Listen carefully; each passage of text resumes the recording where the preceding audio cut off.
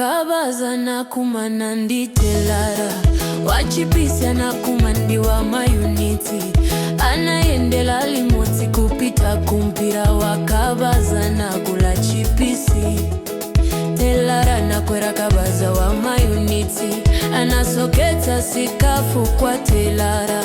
ndipo nsepa njila na kumanandi dokotala naona nso pasitala kucheza ndi wa polisi atafika kubyalo la mpila onse anaombela manja akatswiri wa mpila kenako anayamba kukangana kutsutsa kufuna kupeza opambana tambera iwe kodokodona yameneo aisi yameneo ainangali kutiona kodokodona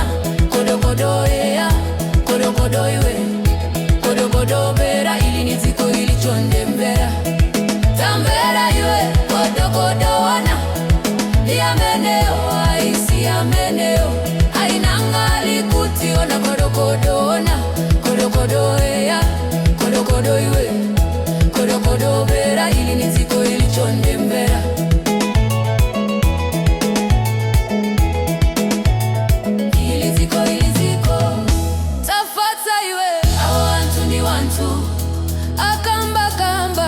kondi lako tafata iwe usada na ule wachikondi wako ndi wako usambere mamvera mvera tafata iwe kabwino kalikonse kalindi vuto kalikonse akalindi ubwino tafata iwe damanga inenda tula WhatsApp yanu pachuluka maboza inenda tuluka oweluza ndi weluza ngati mulindi vuto mundifunse funso WhatsApp yanu Facebook kaya TikTok hala ninayo datazika hala ninayo dokotala safunika ngati palibe wodwala ochipisi safunika pamene ninu muli wokuta telara safunika ngati tala uzalako iwe sinaboke wachake ndi wachake azikulitse azichepese panchito yake iwe ndi wachake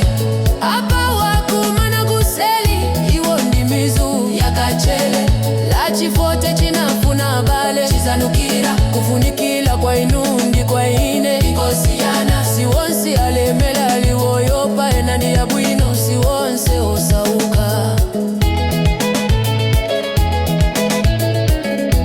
aitanidwa uwando lake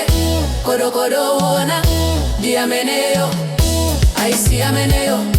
ainangali kuti kodokodo eya kodokodo iwe kodokodo bwera ili ndiziko ili chonde mbera